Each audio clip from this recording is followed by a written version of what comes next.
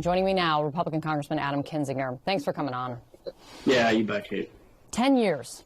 There's now a generation of kids in that country who have literally not known life without war. I mean, what has all been lost in these 10 years? And just looking at it from our perspective right here, why should Americans care about it?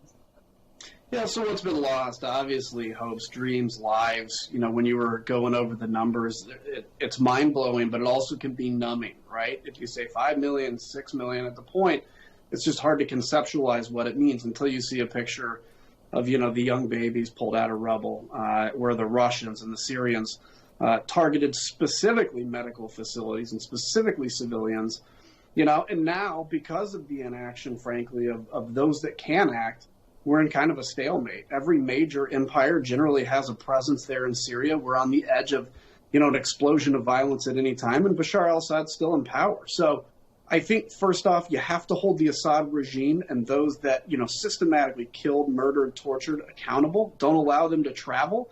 I think, you know, starving the Syrian regime of its ability to spread aid from the United Nations, having war criminals held up in court is important, and ultimately never forgetting the story. And that's why I appreciate, you know, your insistence to bring that to the forefront so often.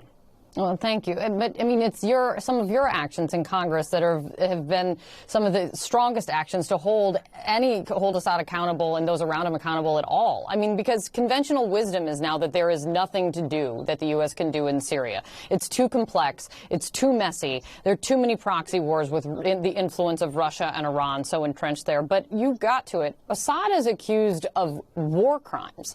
The evidence we've seen is described as stronger than the evidence that existed against the Nazis. So conventional wisdom be damned, is there really nothing to do at this point when you're now looking at a new administration? No, I think there certainly is stuff to do. And, you know, if you think of Caesar, he was this really brave regime member that spent years basically taking photos out of the regime and sending them out to the rest of the world. He finally escaped. And he has these pictures of these people tortured to death. I mean, young kids tortured to death. Bodies numbered. You know, the systematic evidence that can be put up against the regime is incredible, which just goes to show, you know, what a stiff-armed regime like that is just so cold and methodical. So we can do that, hold that accountable. I think the other thing is the U.S. can finally realize again that the power of our ability to bring people to the table and negotiate solutions really is powerful. The Russians weren't involved, you know, a number of years ago. Now they're in there. We need to bring the Russians, the Syrians, everybody to the table for an answer, including Turkey, and try to negotiate a solution that works, and also recognize that, yes, we need to leave Syria at some point. We have a small number of people there, but that our presence in Syria right now is protecting a significant number of people and also giving us that moral seat at the table to negotiate a solution. Because keep in mind, right now, the next generation of terrorists potentially is being recruited out of refugee camps, because where hopelessness exists, that's where extremism can thrive. When you leave a vacuum there, that's what enters. We've seen it time and time again. I have to ask you, Congressman, you have been one of few Republicans speaking out strongly, decisively, and early against the lies and disinformation that came from Donald Trump, and also what led to the insurrection. There's now a new twist on the disinformation that is being pushed about just what happened that day that I have to ask you about. It's coming from Republican Senator Ron Johnson.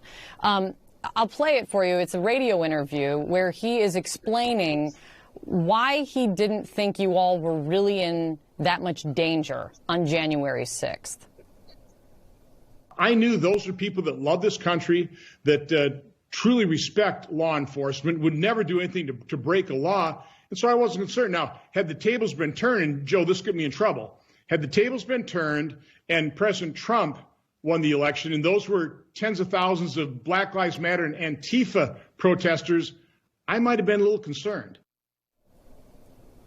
I don't know. What do you say to this?